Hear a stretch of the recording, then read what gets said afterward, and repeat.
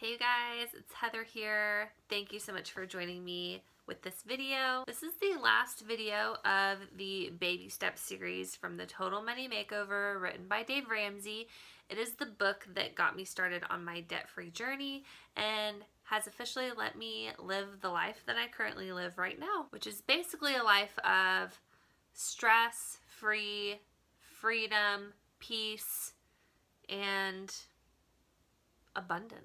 Now, I don't say that to brag. There was a lot of hard work involved. I started my debt-free journey in 2012. I got out of debt in 2014, and there has been a lot that has happened between then and now, which I shared in my previous videos. Today, I'm going to be talking about the last step in his baby steps, which is baby step 7, which is basically having complete financial freedom. But before we get into that, I have listed below in the description box my previous videos that go over getting started on your total money makeover and doing baby step 1, which is saving $1,000 into your emergency fund. I go over baby step 2, how to get out of debt. The third video is baby step 3, which also goes over baby step 3B. Baby step 3 is saving 3 to 6 months of expenses into a savings account. And then the video prior to this one is about baby steps 4, 5, and 6 and why you're doing them all at the same time. Now, baby step 7, for me, still feels like it's really far away. And I really feel like you hit baby step 7 after you have paid off your mortgage. When you're in baby step 7, you could also still be doing baby step 4, which is funding your retirement. You could still also be doing baby step 5, saving for your kids' college.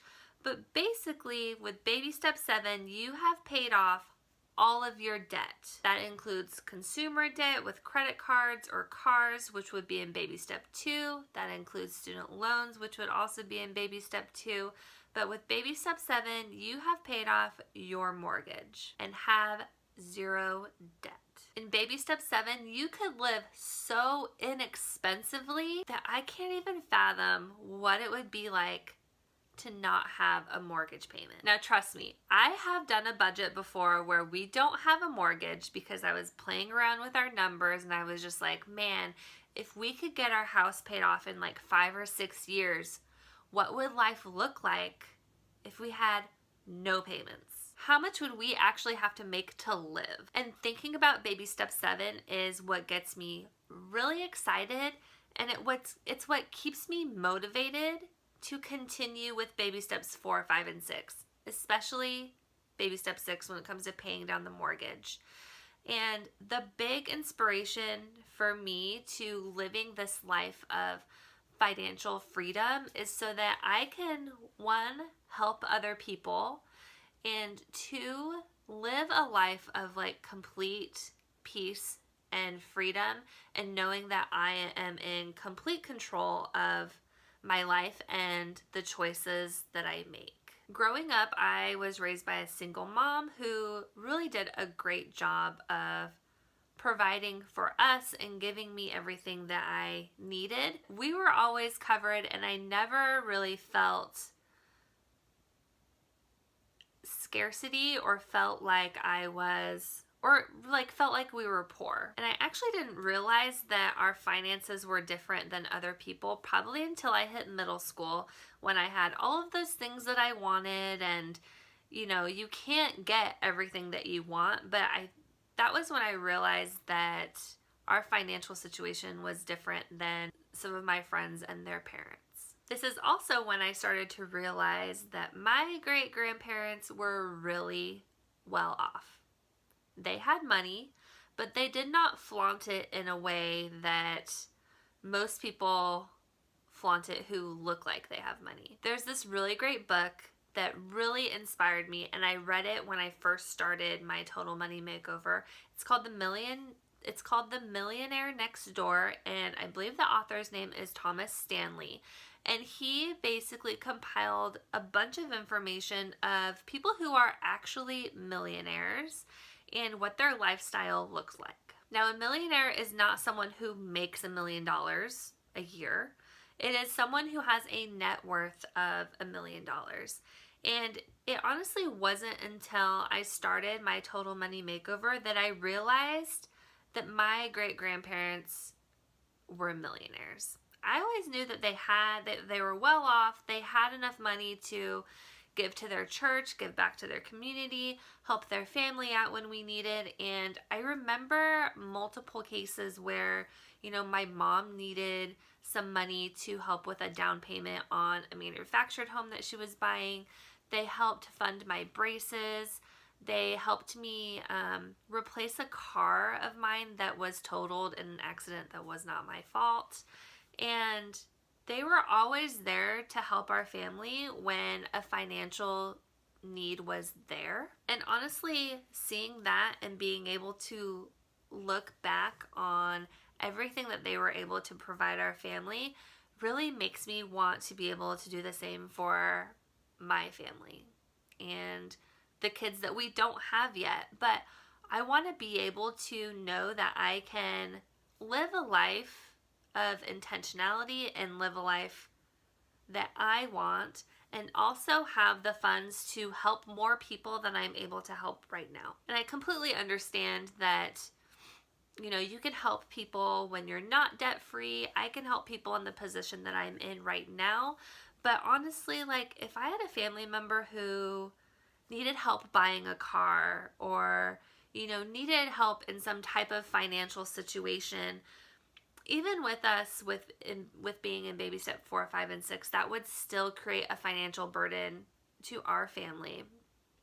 And when you live a life where you have no payments, you don't have a mortgage, and you're able to stockpile cash into your savings for moments that end up coming up like that, I want to be able to say, let me help you with your car repair. Let me help you out with Christmas presents for your kids.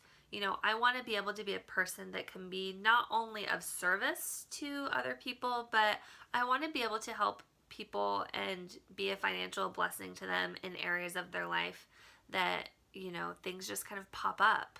Because we all have those moments. Another thing that my husband and I have been kind of talking and dreaming about, because we're not there yet, but it's we've been asking ourselves, once our house is paid off, what do we want to do with all that extra money? I kind of feel it on my heart to have a small rental income and use it as a place to maybe help a single parent have a safe place for their kids to live, to be a really great quality landlord to someone who is maybe struggling, and to be able to help them out and provide a safe and comforting living situation for them and their kids. I've noticed in my life, especially with bringing up my financial journey, is that there is a lot of different thoughts of money, and I have been finding this reoccurring theme with some people that are close in my life, that to have money means that you are a greedy person, or that you are a bad person, or that you are a person who is snooty and can get whatever you want and treat people poorly.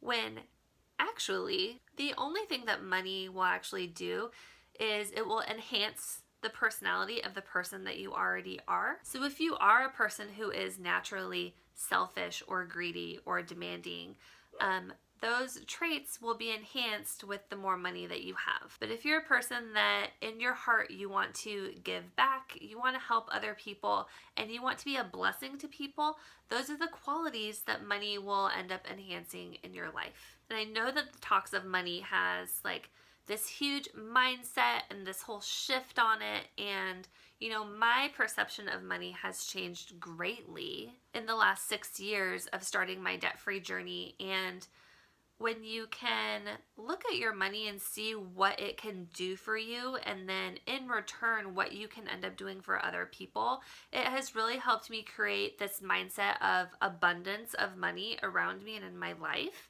And I've really figured out how to make money and how to make money work for myself and how to make it work for other people. So I think that this idea of debt freedom and being financially independent and having no payments everyone is going to have their own thought behind it. Everyone is going to have their own experience that they kind of put on those situations. And it's all going to depend on what kind of relationship you have with money and whether or not you are willing to work on that relationship and making it better. So as for me, as for my husband, we are really looking forward to getting to baby step 7 and being able to use that time freedom, that money, that time freedom, that income freedom to really live the life that we deserve for doing the hard work in the beginning of figuring out our bad habits with money and making those changes, and really being able to take what we've learned and that skill set that we've made from